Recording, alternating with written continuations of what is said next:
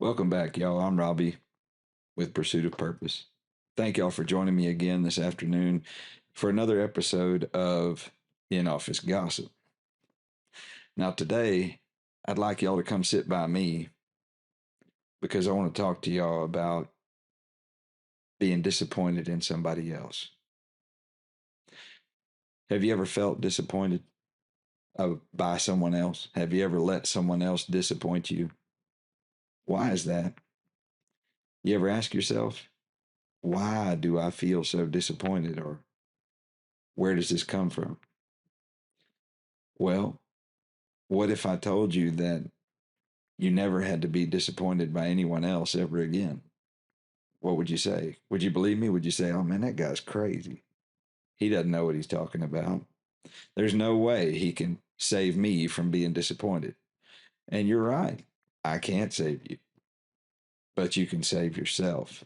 Because every time you've ever felt that feeling of disappointment in someone else, it's been because you created an expectation and put it on that other person.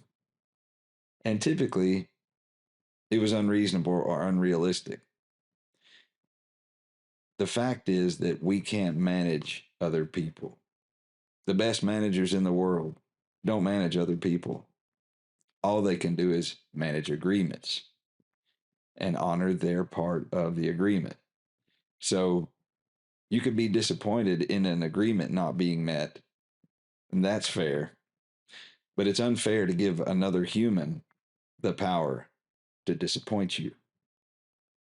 So, if I could be so bold as to challenge you, don't give your expectations to other people. They don't deserve them. You can create expectations for yourself, and you can manage agreements between you and others. But the key to managing those agreements is to ensure that they understand their part, you understand your part, and that you openly communicate about the agreements. Because if all you two are managing is agreements, then neither can be necessarily disappointed in the other person. And the power remains with you, and their power remains with them. So when you hear somebody talking about, oh man, so and so just disappointed me, they really let me down. Well, the truth is, they didn't let you down. They let themselves down, and you let yourself down. They let themselves down because they didn't manage the agreement properly, or they didn't meet their end of their agreement with you properly, for whatever reason that is, and they eliminated the potential future of more and better agreements between the two of you. So if you could use this as a tool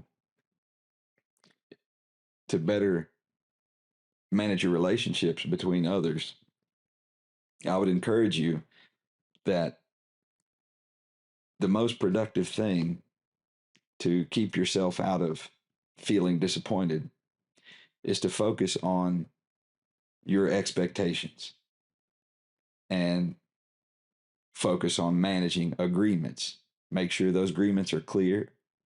Make sure those agreements are precisely communicated, and that all parties involved have a clear understanding of their part in the agreement. Remove the expectation. Give the responsibility to each party to manage their portion of the agreement, whatever it is. And that can be used in parenting, it can be used in business, it can be used in sports. All we can do is manage agreements between each other. So that's it for today for the in office gossip. So when you see or hear someone come sit next to you, or come stand next to you at the coffee pot or whatever it is, and they want to tell you about how so and so disappointed them, you don't have to correct them because that won't help anything. But you can think to yourself as they speak, listen, what parts of that was an agreement that wasn't met? What part of that was emotional expectation that was unreasonable? Just listen. And I'd even challenge you so far as to Listen to yourself when you talk about or feel about your disappointments in others and examine them by this rule. Were your disappointments built on unreasonable expectations or uncommunicated agreements? I appreciate you guys joining me. I would love to hear from you if you have any comments, questions, concerns, suggestions.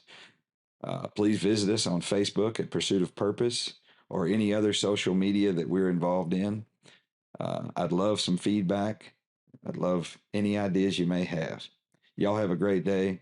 I appreciate you. And thank you for allowing me to become a part of the pursuit of your purpose.